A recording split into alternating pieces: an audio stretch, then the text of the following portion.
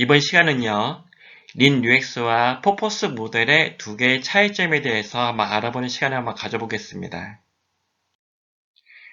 린 UX는 제품을 뒷받침할 만한 근거 데이터가 당장 부족하더라도요, 우리 내부적으로 가설을 잡아서 MVP 된 제품을 시장에 출시해서 확인하고 빨리 배포하고 또 수정하고 또 배포하고 그렇게 하는 게 린 UX입니다.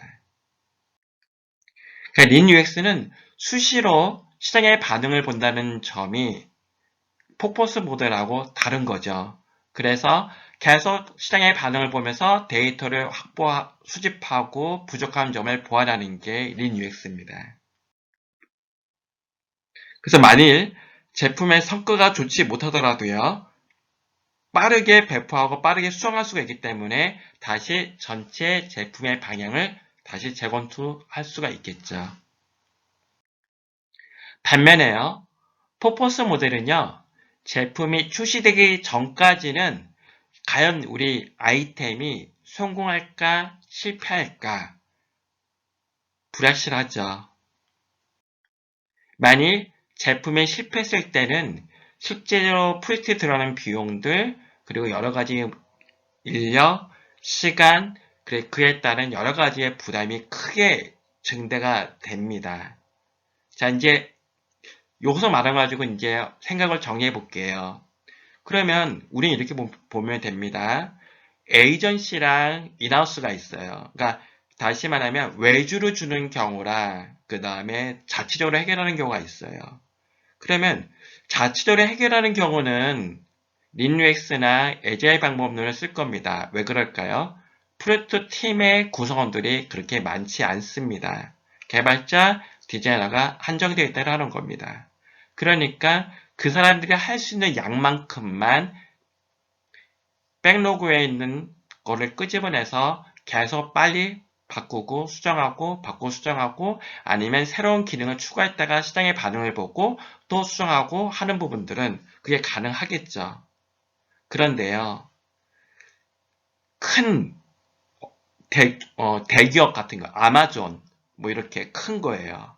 그리고 쿠팡 이런 부분들 이게 있습니다. 큰 거예요. 그런데 자체적으로 해결할 수 있는 인력이 있으면 충분한데 자체적으로 해결할 수 없을 때 외주를 줄 수밖에 없는 경우가 있거든요. 그러니까 그게 흔히 우리가 말하는 웹 에이전시 같은 회사들이죠. 그러면 3억, 4억짜리를 외주를 줬어요. 그러면 분명히 갑의 입장에서는 RFP, 과업의 범위가 있단 말이죠. 그러면 항상 계약 기간 내로 하지 못했을 때는 페널티를 물어요. 몇 점 몇 프로를요.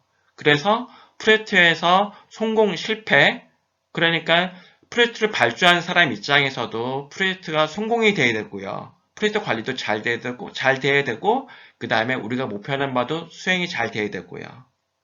에이전시 입장에서는요, 프로젝트를 잘 구축하고, 그 다음에, 그리고 나서 계약 기간 내에 모든 게 종료되고 나와야 되는 거란 말이죠.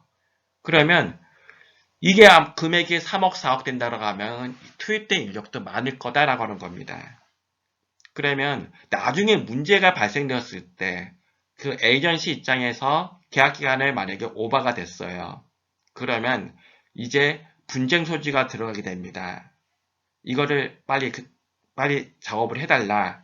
뭐 어쩌고저쩌고 이거는 갑의 문제다, 을의 문제다, 아마 이런 부분들. 그러면 거기에 책임 소재를 따지는 게 뭐냐면 주간 보고서예요. 그러면 매주 주간 보고서를 하고 거기 주간 보고서에서는 진척률, 공정률 이런 게 나와 있습니다. 그리고 현재 프로젝트의 문제, 그리고 앞으로 어떻게 대처를 하겠다. 그런 것들이 매주 주간 보고를 하고 그게 근거로 남겨지게 됩니다. 그러니까 주간 보고를 하기 위해서는 그 근거가 되는 WBS, 워크 브레이크 다운 스트럭처라고 하는 일정 관리가 있는 거죠. 이번 주에 투입된 인력은 누구고 어디까지 작업을 해야 되는 거고 그리고 실제 공정률, 진척률을 따지고 그런 것들이 주간 보고서에 나타나서 거기다 리스크 관리를 어떻게 할 것인지가 나오게 되는 거예요. 그러니까 외주 관리를 주는 경우는 어쩔 수가 없어요. 애절하기는 힘듭니다. 외주 관리 힘들고요. 거기는 폭포스 모델을 가야 돼요. 외주 관리에서 부축이 아니라 운영 유지 보수로 간다라고 하잖아요. 그거는 AJ, 리눅스는 가능하겠죠. 그런데 그거 외주를 주지 않고요. 자체적으로 해결하는 인하우스인 경우는요. 그런 리눅스, 그다음에 에자일 방법으로 가서 빨리 시장에 배포하고 반응을 보고 가는 거지만 아직도 우리는 외주를 주는 케이스가 많다. 이런 경우는 폭포스 모델을 가져갈 수밖에 없는 거고 그러다 보니까 이 폭포스 모델을 이 안에서도 가설을 지난주에 잡았던 가설을 이번 주에 가설을 검증하고 이번 주에 가설 잡은 거를 가설 다시 검증하고 폭포스 모델에서 어떻게 에자일 방식으로 어떻게 혼용할 것이냐 그게 요즘에 나오는 이슈 중에 하나다라고 저는 생각이 듭니다.